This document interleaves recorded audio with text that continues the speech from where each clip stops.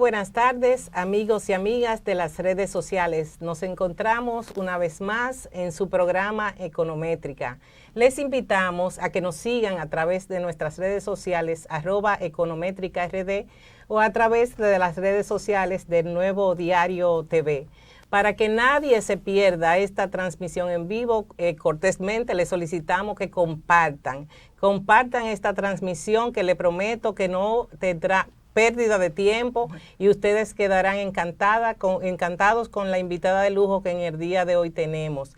En el día de hoy estaremos conversando sobre la importancia que tiene la formalización y la organización de las pequeñas y medianas empresas en su entorno laboral, en su negocio, de manera tal que puedan constituirse en entes viables para los esquemas de financiamiento, en entes potenciales exportadores y una serie de cosas.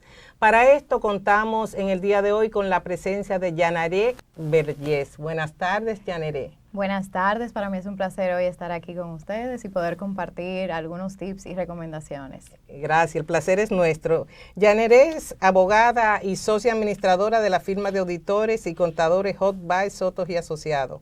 Ha trabajado en varios despachos profesionales en la Asociación Española de Marketing Jurídico. Tiene un máster en Derecho Internacional en la Escuela Superior de Administración y Dirección en Barcelona, España. Y en esta tarde, como he explicado, hablará sobre la importancia de que las pymes asuman un esquema de control interno de manera tal que se vuelvan entes especializados.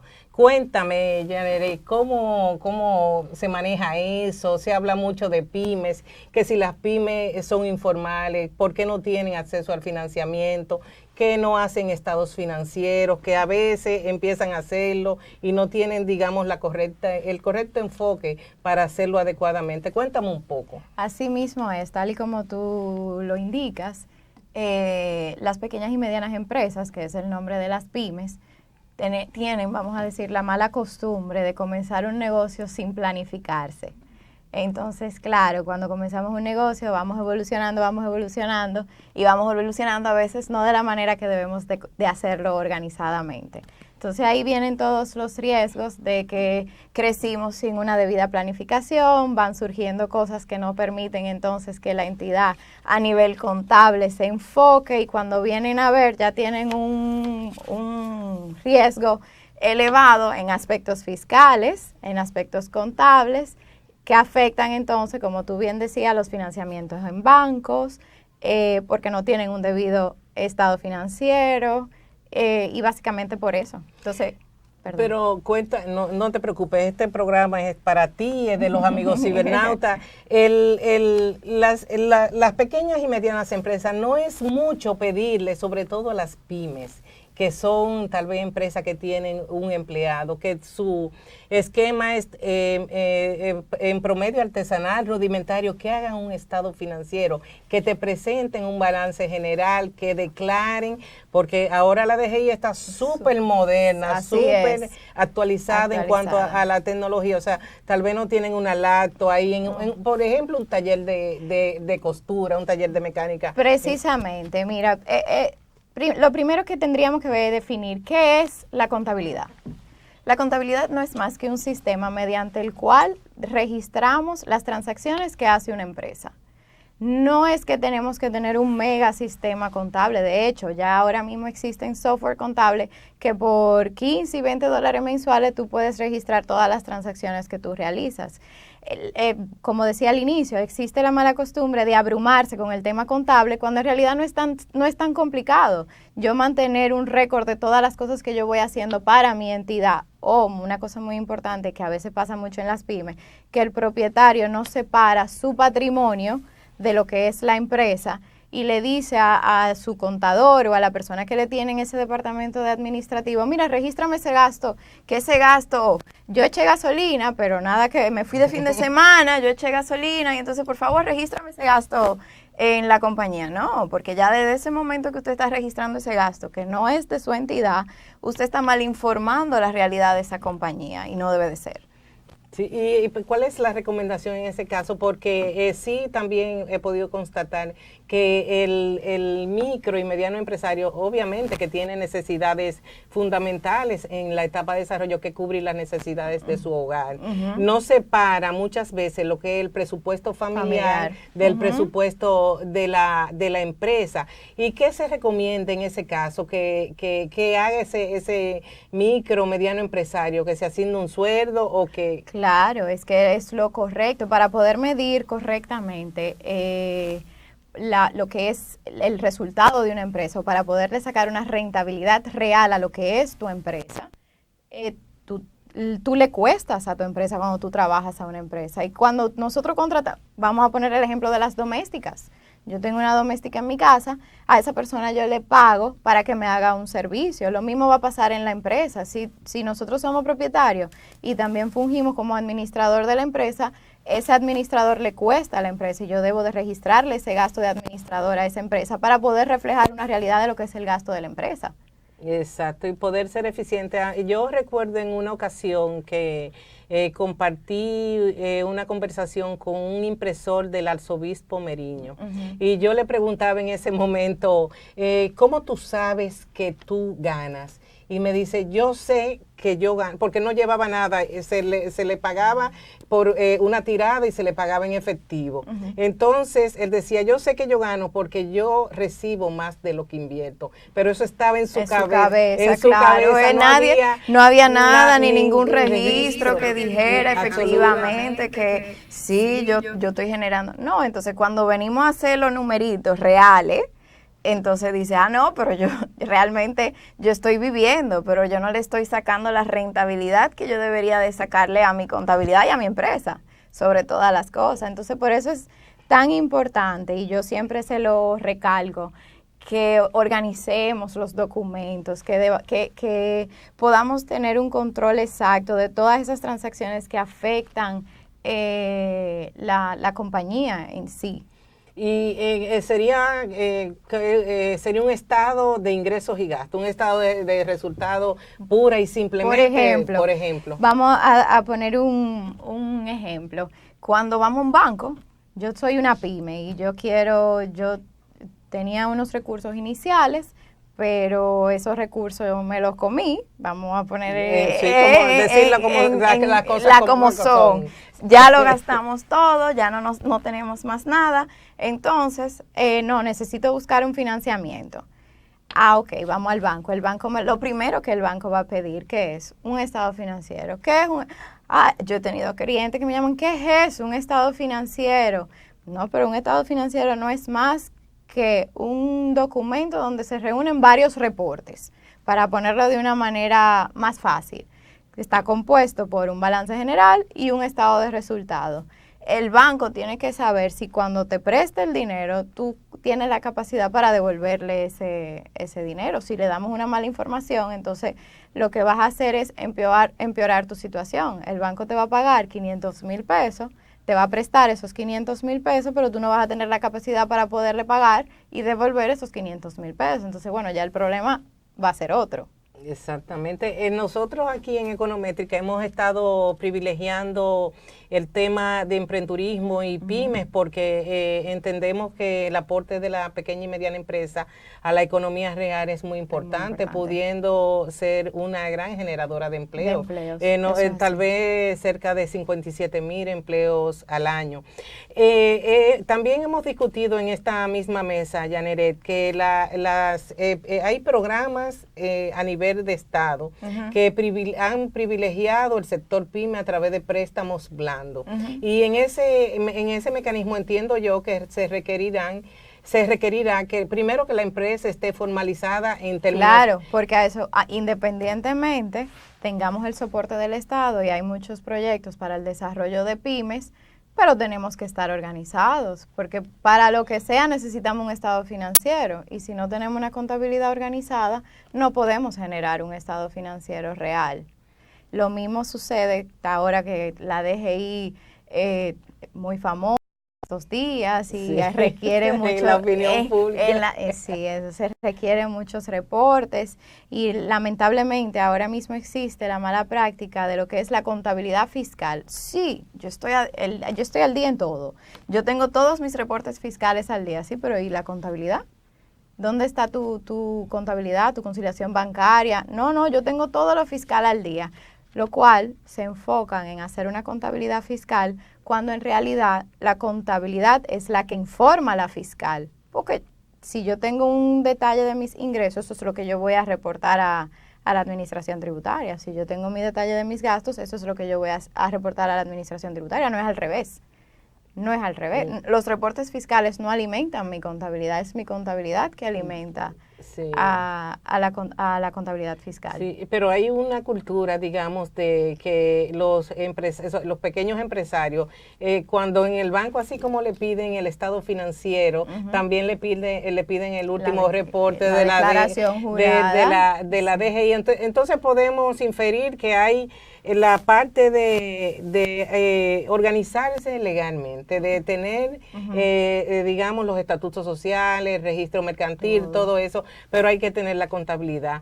Y a nivel de costo, porque tú eres un técnico acabado en materia de contabilidad, auditoría, un referente muy probablemente como joven en tu sector, pero yo veo que, por ejemplo, una empresa que tiene un capital aproximado de 300,000, 400,000 y el volumen de las ventas pudieran dar 30,000, 40,000 pesos mensuales, tiene la capacidad de poder tener una asesoría, un seguimiento, un apoyo de una empresa o de un técnico como tú que está capacitado, se ha capacitado internacionalmente, que está bien formado, o puede, o sea, porque si yo fuera un pequeño empresario en un barrio, tuviera mis reservas, pues te veo a ti, te veo muy bonita, te veo muy elegante, digo yo no puedo pagar los servicios de Generate, no lo puedo pagar. ¿Cómo manejamos eso? No, eso, vuelvo y digo, hay muchos asesores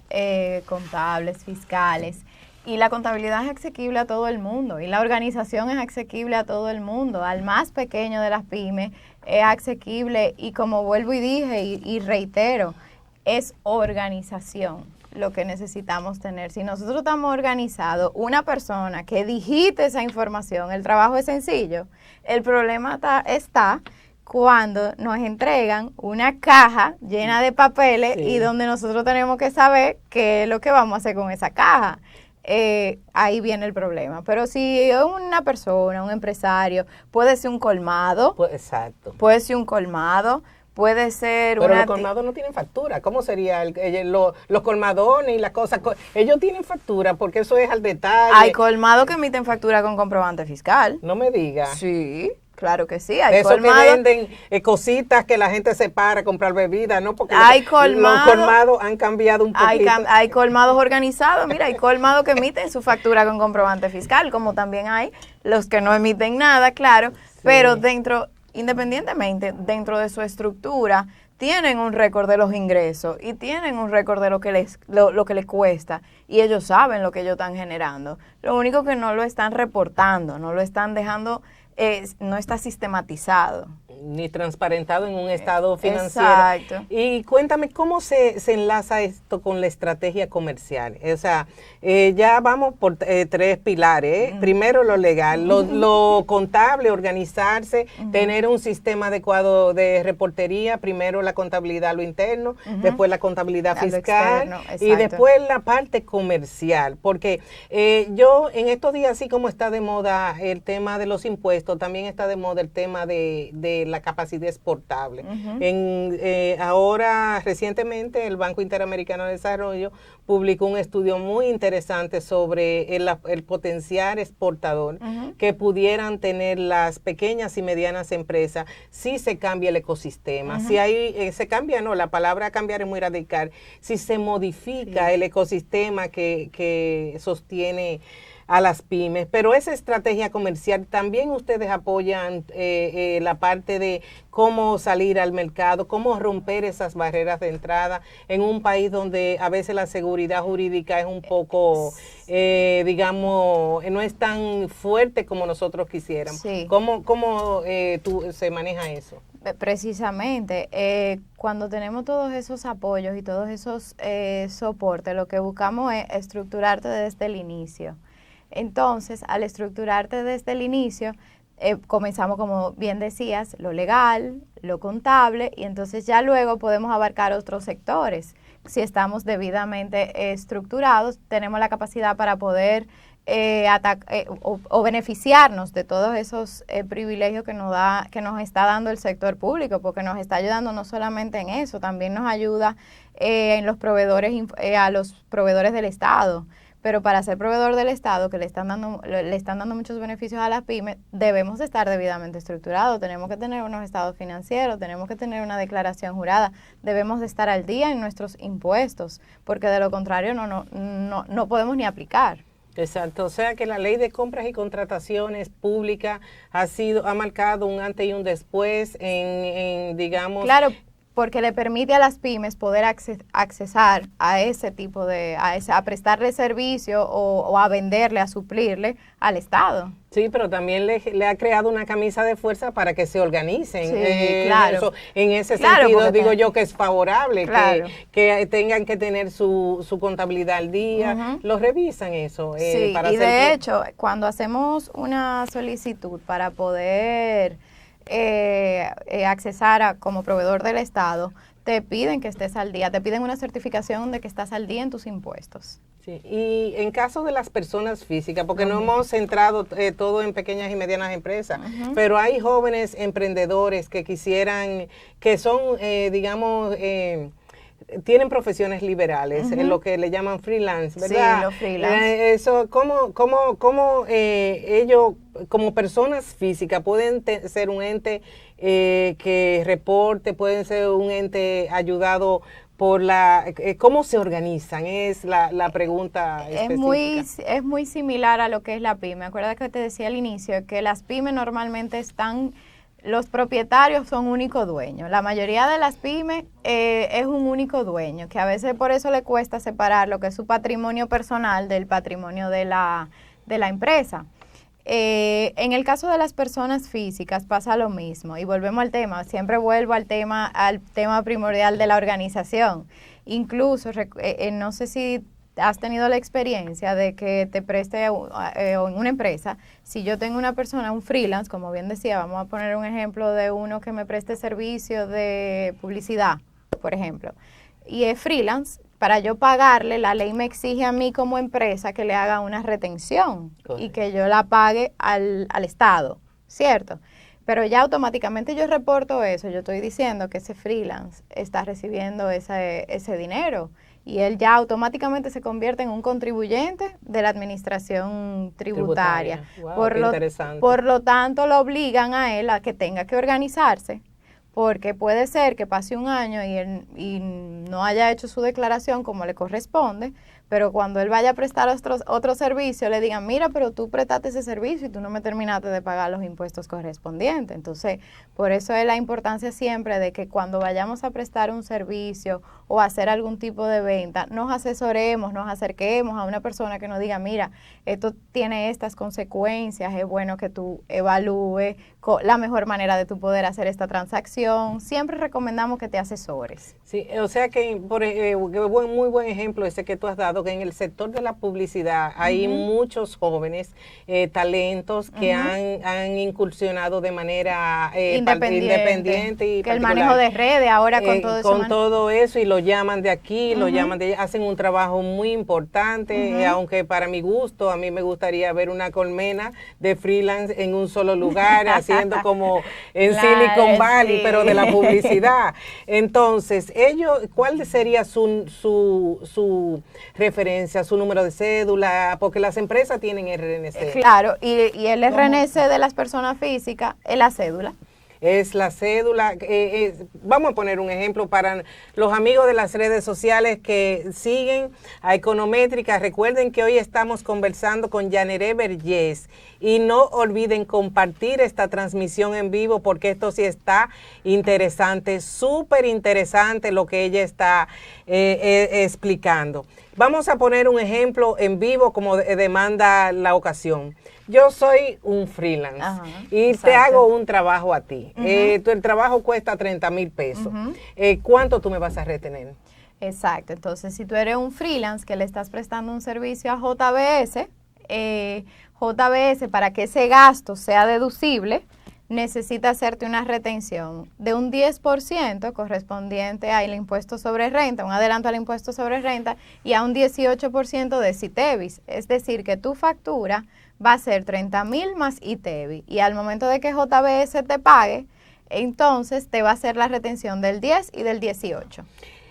No digo que JBS, pero pudiera existir el riesgo que tu cliente pueda no reportar a la DGI. O sea, yo cumplo como freelance, te ofrezco mi factura, tú me retienes el 10%. Pudiera ser que Willy González, el de Bajo el Lente, que es que me está contratando, se quede y no reporte. ¿Eso puede pasar? Puede pasar. Lamentablemente puede pasar. Sí, ¿y cómo esa fiscalidad se controla? Y bueno, ya cada día más. Lo que pasa es que recuerda lo que dije, si yo no te hago esa retención, esos 30,000 pesos que yo te pagué no es gasto para JBS y yo necesito el gasto, yo necesito reportar ese gasto porque de lo contrario, imagínate una empresa que solamente esté reportando ingreso, a fin de año vamos a pagar mucho impuesto porque no generó gasto. Entonces lo importante, hay que mantener el equilibrio y es importante para las pymes, sobre todo, que al momento, a veces se cree que se están ahorrando un dinero cuando dicen, no, yo no voy a pagar eso, yo voy a... Gasto. No, ese 18 no me lo cobre. Ahí viene, le digo, no, es que al final tú te estás ahorrando un 18, pero estás perdiendo de registrarle a tu compañía 30,000 pesos de gastos.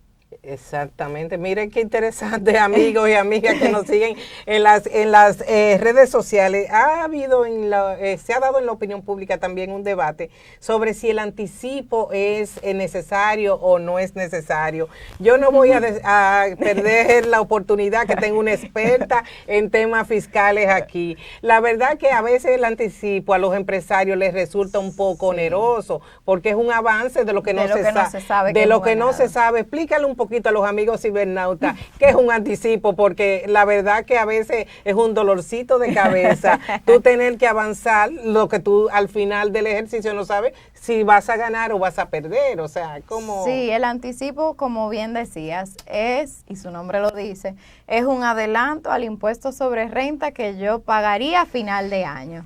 Lo único que se lo voy pagando mensual. A la DGI. A la administración tributaria. Exacto. Pero bueno, a fin de año, este anticipo que yo pago es un saldo a cuenta de lo que me hubiese generado a pagar a fin del periodo. Entonces, si es un adelanto, es un crédito, yo sé que para las pymes, por un asunto del cash flow, del flujo de efectivo, puede tornarse un poco difícil el desembolso, pero la ley también, que a veces muchas personas no lo saben, si nosotros tuvimos un año donde nuestros ingresos fueron, vamos a decir, mayores o extraordinarios, o tuvimos una actividad, vamos a poner volvemos al ejemplo de los servicios de publicidad. Esa agencia publicitaria tuvo un muy buen contrato y con una multinacional y se ganó un contrato por un tiempo determinado. A la hora de esto le generó un ingreso extraordinario, pero ese contrato tiene un fin. Ya para el próximo periodo ese contrato no existe. Entonces, ¿qué pasa? Yo puedo acercarme a la administración tributaria y decirle, mira, yo generé ese ingreso extraordinario, por favor, vamos a tratar de recalcular esos anticipos para que queden un monto en el cual yo pueda pagar. Exactamente.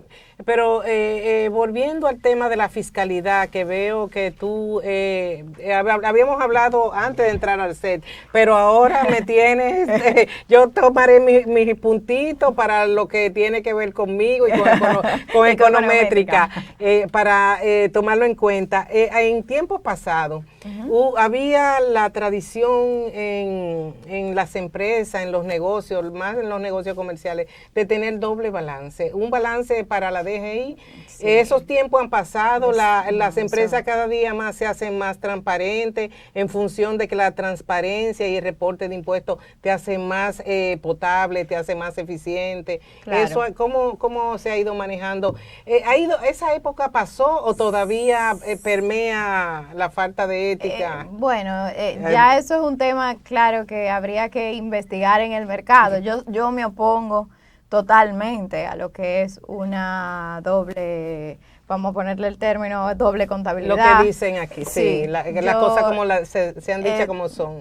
Sí, podríamos decir, la fama de ser fiscalista, porque prefiero andar por la derecha que por la izquierda, porque al final siempre, lo mal hecho siempre sale. Entonces, si eso es una práctica mala, no debemos de incurrir en esa práctica. También, claro está que la Administración Tributaria, a través de los mecanismos que ha implementado, lo de los comprobantes fiscales y todos esos cruces de información, cada vez veremos menos empresas inclinándose hacia esa conducta. Hacer las cosas bien hechas. Yo soy de las que piensa que hacer las cosas bien hechas reporta mejores resultados que hacerla mal. Yo digo que dormir tranquilo no tiene precio. No tiene precio. Va y te toca la puerta a la DGI y ya tienes un problema. Yanere, tú sabes que como tú eres seguidora de Econométrica, que este programa es interactivo. No me gusta la palabra interactivo, pero interactuamos con todas las redes sociales de Nuevo Diario y de todo el que nos sigue. El señor director me está haciendo señas que tenemos algunas impresiones para ti. José Ojeda Magiolo, como siempre, muy informativo, su programa, licenciada González. Saludos desde New York. Bueno, y gracias, José Ojeda. Raimundo Corporán, desde Pantoja. Raimundo Corporán, hola Raimundo. Sandra Ricard, un colmadero cuyo negocio lo lleva en su mente y se ve que él tiene buenas ventas. ¿Qué debe hacer para optar por un financiamiento para la cual director no se ve completo?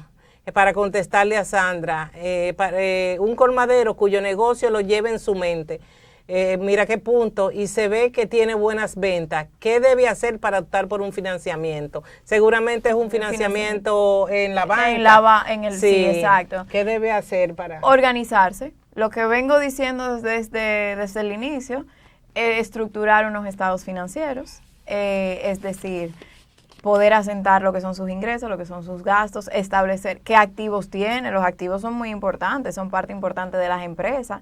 Lo que debe de hacer, lo primero es organizarse para entonces poder generarle unos estados financieros, y una vez con estos estados financieros podemos entonces tocar las puertas a la banca. O a otras entidades crediticias. Exacto. Organizarse, teniendo por entendido que organizarse es establecer un esquema de reportería contable y de flujo de efectivo. Flujo de efectivo, exacto. ¿Cuáles son los informes que ustedes recomiendan para un pequeño...? El balance general, el balance general, que es donde informamos los activos y los pasivos y el capital que tiene la empresa, un estado de resultado, que es ingreso y gasto, ahí sabemos realmente lo que vamos a generar, y un flujo de efectivo. Pero ese documento, si es un documento un poquito más especializado, pero los bancos, dependiendo del monto que se va a solicitar de financiamiento, te lo exigen. Sí, las grandes empresas, Yanere, tienen su auditor, su contador interno, pero pudiera dárseles un esquema en donde esos pequeños empresarios, como el colmadero de que han hablado en las redes sociales, pudiera contratar eso como un outsourcing. Sí, un outsourcing, sí. Externalizar los servicios, sí, eso es totalmente válido. Mira, es buen ejemplo. Mira, las grandes empresas tienen un departamento financiero y en ese departamento financiero tienen un contador, un encargado de cuentas por cobrar, un encargado de cuentas por pagar y tienen toda una estructura contable para funcionar y porque somos grandes y tenemos que saber realmente lo que estamos generando. Sí. En la pyme pasa lo mismo. Lo único es que, claro, en las pymes no tenemos esa facilidad para la segregación de funciones. Entonces puede ocurrir que solamente tengamos un contador y que ese contador le reporte directamente al propietario. Pero ¿qué pasa? El propietario se enfoca más. Yo tengo que vender. El propietario lo que quiere es vender porque él necesita que su negocio produzca y él se concentra en sus ventas.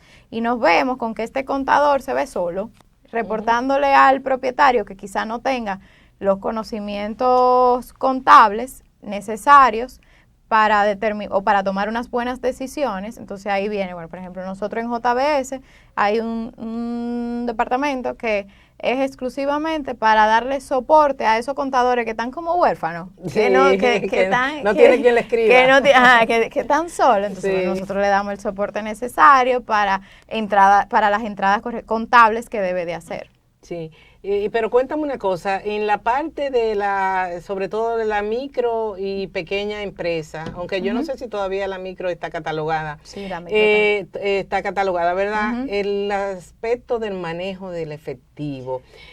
Digamos, vamos a quedarnos con el ejemplo del colmado, que está buenísimo. Tiene 4 dependientes, uno que está en el mostrador y otro que está cargando el saco, despachando, o tal vez vigilando cómo están las cosas en el país, vigilando en la puerta. Y yo entiendo que esas personas devengan su sueldo semanalmente, porque son empleados que van y vienen. Esa parte del pago del efectivo, porque seguro estoy que no le hacen transferencia como le hacen a los empleados de banco. Claro. Si tienen una caja chica porque siempre hay un enfermo en la familia. Claro. Bueno, no es que estamos dudando, pero que hay una cultura de dame un vale, de una cultura del cheleo. Se puede ir superando. Este país está avanzando con la bancarización. Cada vez más hay un gran número de personas que han optado. La banca ha sido muy certera con atraer a su plataforma, la plataforma bancaria, hasta el que gana 3,000 pesos. Sí, o sea, sí. ¿qué se recomienda para un colmado? Mira, en el caso de eso, ahí es un muy buen punto, y eso lo del control interno. Estamos evidente que las pymes dicen, no, ¿y cómo yo voy a invertir en un control interno? Yo no tengo la estructura, pero hay medidas puntuales que no cuestan dinero. Por ejemplo, el colmado vende a crédito, porque los colmados venden a crédito. Sí, muchos de los colmados. Es la cultura del dominicano. Claro, vende a crédito. ¿Y cómo ellos saben lo que le deben? Ellos lo tienen que tener apuntado en una libretica. En algún sitio debe de aparecer lo que le deben, lo que le debe la fulana que le llamó. Sí. Entonces, claro, el que recibe el efectivo no puede tener control de esas cuentas por cobrar. No puede. ¿Por qué? Eso es una simple segregación. O sea, quien recibe efectivo no puede tener control de esas cuentas por cobrar. ¿Por qué? Porque si yo soy el encargado de esa cuenta por cobrar y yo manejo el efectivo, yo perfectamente puedo decir, ese ya pagó, lo taché, lo borré y me quedé con mi efectivo. Entonces, claro, en el colmado, en esa segregación, el que vende, el que despacha, tiene que haber, bueno, tú vendes y cobras, y tú despachas y recibes el efectivo. Eso no va a eximir de que exista de que se pongan de acuerdo, pero ya ahí disminuye un poco el riesgo a que exista un fraude dentro de la estructura del colmado. Sí, y a mí se me ocurre que la rentabilidad se ve bien lesionada, porque ahora escuchándote a ti y poniéndolo en blanco y negro, Si una persona del entorno coge a crédito, ¿verdad? En el colmado y dura tal vez un mes, 15 días, el colmadero, voy a usar la palabra que no quiero usar, que es sobrevaluación, le pone un interés, digo yo un interés, pero se lo pone al producto terminado porque el dinero no es gratis. Claro. O sea, el dinero tiene un valor. O sea que lo más probable que en el colmado, el colmadero en su mente, como entiende que si es, digamos, que Clara es una persona fija en el colmado y ella paga 30 días, devuelve el dinero al colmado a 30 días, el costo de ese dinero es la sobrevaluación del insumo, de la lata de salsa de tomate, o que eso pudiera ser, porque digamos que nadie hace negocio para perder, porque mientras tú me debes 10,000 pesos y no me lo pagas, y si me lo pagas sin un interés, no veo yo, al contrario, pierdo. Pierde, claro, pierdo. No, claro, bueno, ahí habría que ver la estructura de ese colmado para saber realmente cómo está funcionando o cómo son, porque también dependen sus proveedores. Ahí también tenemos que ver cuál es la rotación que tienen sus proveedores y también los proveedores él compra crédito, que también ahí ya influyen otras cosas. Pero eso es un ecosistema interesante, el ecosistema de los colmados y las ventas al detalle. ¿Ustedes te ha tocado atender a colmaderos o pequeños supermercados y eso? Me ha tocado atender tiendas pequeñas, sí. Pero colmados en sí no, pero sí tiendas pequeñas de manejo de inventario, que también ahí es un tema importante y donde si no existen los controles adecuados es bien riesgoso, porque existen los riesgos de que la dependiente que te está atendiendo esa tienda te roba si tú no controlas bien tus entradas y tu salida de inventario. Entonces sí hay que tomar los controles adecuados para evitar ese tipo de fraude. ¿Y esos controles son lo que tú has mencionado de los reportes financieros o existen esquemas de inventar? Por ejemplo, la tienda de misceláneo, una tienda de misceláneo en San Pedro de Macorís. Vamos a poner un lugar para que los amigos que nos siguen en las redes sociales se lleven una idea más acabada de lo que estamos conversando aquí en Econométrica con Yaneré Vergés. Si tienen una tienda de misceláneos y necesita más organizada, porque ya está utilizando los servicios de una experta, los servicios de una firma muy bien posicionada, si ya está usando esos servicios es porque tiene una intención de organizarse. ¿Cuáles son esos mecanismos? ¿Tiene que ver con un sistema de reportería a nivel informático o simplemente vamos a la hoja de mayor, me ingresó 5 y salió 3, me gané 2? Sí, no, yo entiendo que en la era que nos encontramos, no sé si se recuerda, antes estaban esa libreta verde donde se escribía y muy cuadriculada ella, donde se ponía todo el detalle de lo que hacían en las transacciones que se hacían, pero ya no es necesario, ya tenemos software que son bastante asequibles para las pymes, que con una suma ínfima pueden tener un mayor control de las transacciones que realiza esa empresa. Entonces, teniendo este software, que es un software asequible, como vuelvo y repito, hay muchos software contables que son asequibles y buenos, mientras más automatizadas estén las operaciones, menores va a ser el riesgo. Porque mientras más involucremos a la parte humana, el riesgo es mayor, somos más susceptibles de equivocarnos. No es que la tecnología sea exacta, pero el riesgo disminuye. Entonces, si tenemos un software donde registramos nuestro inventario, donde registramos nuestras ventas y le vamos dando salida al inventario y vamos alimentando la contabilidad, entonces, bueno, vamos a tener una información adecuada.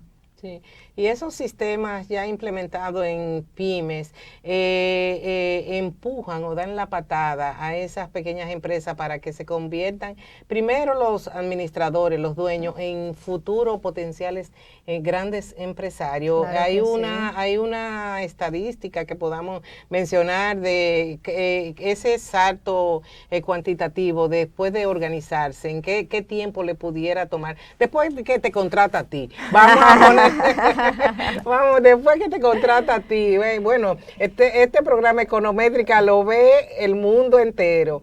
Esta plataforma es súper potente, llega a todas partes del mundo. Después que te contrata a ti, ¿qué tiempo la curva de ese aprendizaje en desarrollar los esquemas de control interno, en organizar sus finanzas a través de los estados financieros, el flujo de caja a través de un esquema de entradas y salidas de efectivo? ¿Qué tiempo le va a tocar, por ejemplo, a Econométrica en convertirse en un emporio como el Nuevo Diario? Sé que ahí Un chiste. eso va a depender de la naturaleza de la empresa. Eso ya es, tendríamos que evaluar cada empresa en particular. Imagínate que una publicitaria puede tener mucha suerte de ganarse un contrato, como puede haber otra que no. Entonces, bueno, ya ahí eso va a depender mucho del sector. Sí. Y de la empresa, de sus propietarios. Hay un sinnúmero de puntos que habría que considerar para poder determinar el tiempo en que se te tomaría una empresa llegar a convertirse en una gran empresa. Pero digamos que la probabilidad tiene que ayudar a que esa empresa, si hacéis lo que tú estás recomendando, entonces pudiera convertirse. Indiscutiblemente, estar organizado es un paso a su favor para convertirse en una gran empresa. Eso no hay duda. Una empresa que no esté organizada, muy difícil que pueda llegar, y mira que las hay, porque hay empresas que tú te preguntas, pero ¿cómo llegaron aquí con esta estructura? Pero bueno, la empresa era buena y cumplió un sinnúmero de calidades que le permitió, pero realmente el primer paso es siempre mantener tus libros organizados. Exacto. Aprovechando tu presencia aquí, y volviendo al tema de la fiscalidad, hay zonas de la República Dominicana donde el desarrollo, empresarial industrial tiene ciertas ventajas, como exenciones fiscales. Ahí se pueden mencionar algunos sectores, algunas industrias que tienen esos incentivos. Sé que la industria en la región Montecristi, por ahí tiene una zona también. Sí, está bajo la ley de Confotur, se especifican esas zonas, que la ley de Confotur es una ley de incentivo al turismo, donde especifica las zonas donde si instalamos estos hoteles, tenemos ciertos beneficios fiscales. Y eso es un aliciente, eso es una política adecuada. Para mí me parece que sí. También hay otro tipo de incentivos a la fabricación de calzados, porque hay muchas importaciones y la idea, mira, yo soy pro exportación, pro generación de divisas. El país siempre tiene un tema con pagar la factura y el servicio de la deuda, y no se genera divisa. Entonces esas pymes que tienen la posibilidad de aprovechar las ventajas de una ley de incentivo no lo hacen, o sea, prefieren... Porque a veces no la conocen también, ese es el problema, hay un tema de desconocimiento, pero sí está también la ley zonas francas que también benefician mucho a las empresas. Bueno, ya estas son empresas locales y a las extranjeras, pero le dan trabajo a todas esas personas que una zona determinada, si se instala una zona franca. Entonces, bueno, sí tiene sus beneficios. ¿Y cómo pueden acceder las personas que quieran? ¿A dónde consultan? Si yo decidiera mañana conformar una empresa con vocación turística, ¿dónde hay que consultar? Si hay algún mecanismo, ustedes pueden ayudar en eso, ¿cómo se le apoya? Porque sí estoy de acuerdo contigo que hay mucho desconocimiento. Aquí este país se ha legislado bastante y todavía no acabamos. El tema político, yo dije que habláramos menos de política y un poquito más de cuestiones productivas, porque la verdad que no hay espacio para otra cosa que no sea los temas que tienen que ver con la política, sin dejar sin restarle importancia, porque ahí han sucedido cosas en el país que no se pueden soslayar. Definitivamente que no, pero lo otro también es un foco. Independientemente que haya los temas que haya, el país debe seguir avanzando. O sea, ¿a dónde, si un pequeño empresario, después de escucharte esta tarde en Econométrica, quisiera animarse a aprovechar alguna ley de incentivo, a mejorar su sistema de reportería fiscal, si quiere el colmadero, establecer un sistema de control interno a través de Estado, todo lo que tú has explicado, ¿cuál es el primer paso que tienen que dar? Acercarse a nosotros, claro, a JBS, auditores, sí, que estamos a la orden, o a cualquier asesor contable que le permita trazar las pautas de cómo siempre he dicho, cuando vamos a empezar un negocio debemos de andar de la mano de un contador, y el que tiene la idea del negocio, claro, pero el contador debe de ser el mejor amigo de ese empresario, para que pueda encaminarlo sobre los pasos que tiene que dar. Sí, sería muy bueno un llamado al Ministerio de Industria, Comercio y MIPYMES. Los contadores son vitales en el proceso del emprendurismo. Otra cosa, Yanire, hay una debida diligencia en cuanto a primero, cuando ustedes hacen el esquema de organización, estoy retomando la caja de papeles, la caja de papeles. ¿Qué tiempo se lleva más o menos en organizar? Si yo tengo 3 años operando, y si yo fuera te escuché hoy en Econométrica y quiero organizar mi empresa. La caja de papeles, ¿qué tiempo se toma para nosotros estar? Imagínate, sí. Ahí habría que ver qué cantidad de papeles tenemos en esa caja. Sí. Lo primero es organizar los papeles y poderlos clasificar por mes, por año, por tipo, ingresos, gastos. Entonces, bueno, ya nosotros hemos tenido casos, por ejemplo, de una caja de papeles que llegó de un año completo, donde duramos 4 meses arreglando papelito por papelito. Desempacando. Sí, así mismo, desempacando. Ese es el término perfecto, desempacando papelito por papelito, para entonces luego comenzar la labor de digitación de esos documentos. Sí. Y es una cosa, que ahora están estos vouchers que se borran con el tiempo. Ah, ok, sí, los amarillitos, es verdad. Los vouchers de tarjeta de crédito, sí, que la información a veces no perdura mucho en el tiempo. Entonces, por eso es tan importante ir guardando, sacando copia de toda esa información, porque hay un tema importante. La administración tributaria, por ley, por lo que establece el Código Tributario, nos exige que la contabilidad los libros, o sea, la información que genera mi contabilidad debe de estar disponible por un periodo de 10 años. Exactamente, igual que en la banca. Creo que también que los documentos deben estar archivados por 10 años en más de un sistema de informático. Sí, porque ahora ya tenemos mucho lo que es la plataforma digital, sí, pero la plataforma digital me permite escanear todos esos documentos y mantenerlo organizado a nivel digital. Mira qué bien. Pues amigos y amigas de las redes sociales, hoy hemos tenido un plato fuerte en Econométrica con Yaneret Vergés, quien nos ha dado pautas de cómo de pymes desorganizada pasar a una pequeña o mediana empresa de manera organizada, de forma tal que el tema de financiamiento, que el tema de crecimiento, que el tema expansión no sea un obstáculo para que la empresa pueda seguir trillando el camino que ha decidido recorrer, y esa idea deslumbrante que tuvo, ese sueño, pueda ser una feliz realidad. A Yaneret Vergés le damos las gracias. Este programa está abierto para cuando surjan nuevas cuestiones en materia de auditoría, en materia de control interno. Este es un programa que tratamos de hacerlo fresco, así interactuando con las redes sociales.